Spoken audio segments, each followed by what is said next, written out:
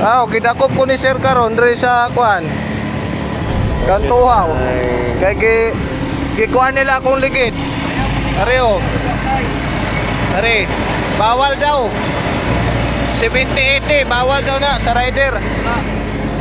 Ora gidakop ko nila LTO. Wala sila memo gipakita. Kung say order, kung bawal ba o dili. Viral man jud taron. Dakop ko nila diri sa kuan. Kanto 6 sa Uhaw. Bagong renew ni. July, renew nako, gi-aprobahan sa LTO. Yang anong dakpon man ko ninyo. Di ba? Anong dakpon man ko ninyo nga bagong renew ni. Che pangalan ni mo, sir? Lapot po, lapot. Si Sir Lapot ang naghuli sa akin. Naka-live siya, boss. Naka-live siya. Ato lang ikuan. Para correct ka to. Tawagan akong edito ka to ng video. Bago lang ka rin yun yan. Hulihin mo. Hindi sir, abala kasi duty ko eh. Alright, tawagan ako. Okay sana kung bayaran mo yung duty ko. Sir, may mga concern tayo sa office. Sir, mahirap naman po mag-concern kami sa office ninyo. Abala po sa amin yun sir. Hindi kayo nagpalabas ng memo sir regarding sa mga gulong eh. Meron na yan. Bagong renew yan sir oh. Bakit ni-renew nila?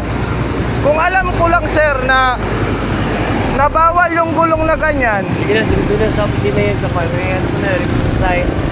Tapos, sige, repeat sign. Tapos, naman mo dyan, nag-video, Okay.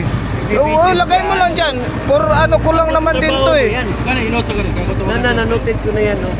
Ilagay mo doon para ma-monitor siya, ma-inform. Siyempre, ano ko rin naman to. Pwede man mag-istorya ginagano. Di, wala man ko nasuko sir. Ang aqua lang ikuan ba. Nakangyo, bitaw ko sa mga kaina. Ibigay mo ng ticket niya kung may concern ka sa opisina. Para hindi na tayo maglalis na kayo dyan, magkatilang yan. Sa office na yan, tapos kung ano yung recommendation niya, at saka recommendation mo. Oh, tingnan mo yung hinuli nila ako dito sa Jinsan. Bawal daw. Tulungan nyo ako sir.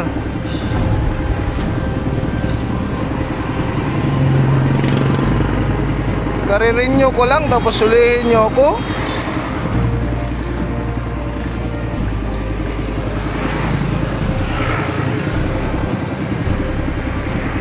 Nakita mo yung restro ko na bago lang.